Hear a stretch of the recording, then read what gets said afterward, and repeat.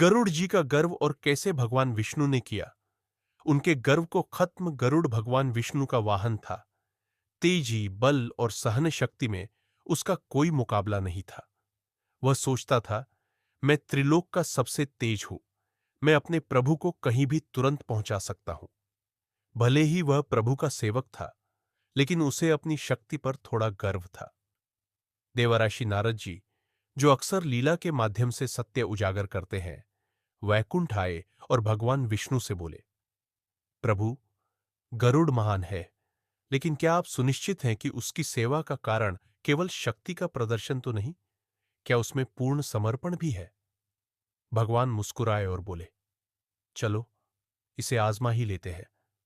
अगले दिन भगवान विष्णु ने गरुड़ को बुलाकर कहा, गरुड़, आज मुझे वैकुंठ ले चलो, लेकिन मैं आज अपने असली विराट रूप में रहूंगा। क्या तुम तैयार हो?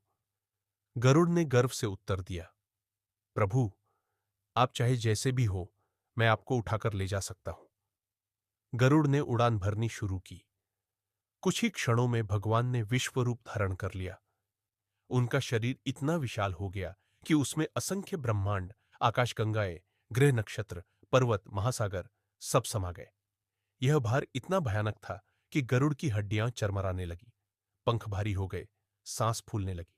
वह धीरे धीरे नीचे झुकने लगा और मन में आया, यह असंभव है, मैं शायद हार जाऊं। फिर अचानक उसके हृदय में विचार आया, यदि मेरे पंख टूट जाए, अगर मैं आकाश से गिर भी जाऊं, तो भी मैं अपने प्रभु को कभी अकेला नहीं छोड़ूंगा। चाहे प्राण चले जाए, सेवा जारी रहेगी।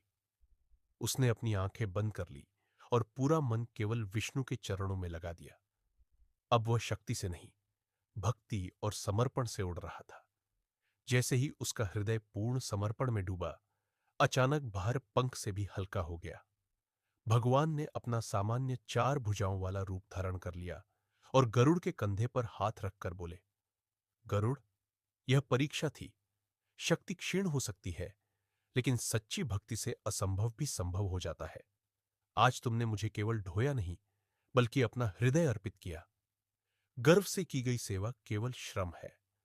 प्रेम और समर्पण से की गई सेवा, यही सच्ची भक्ति है। भगवान शक्ति से नहीं, हृदय के भाव से प्रसन्न होते हैं।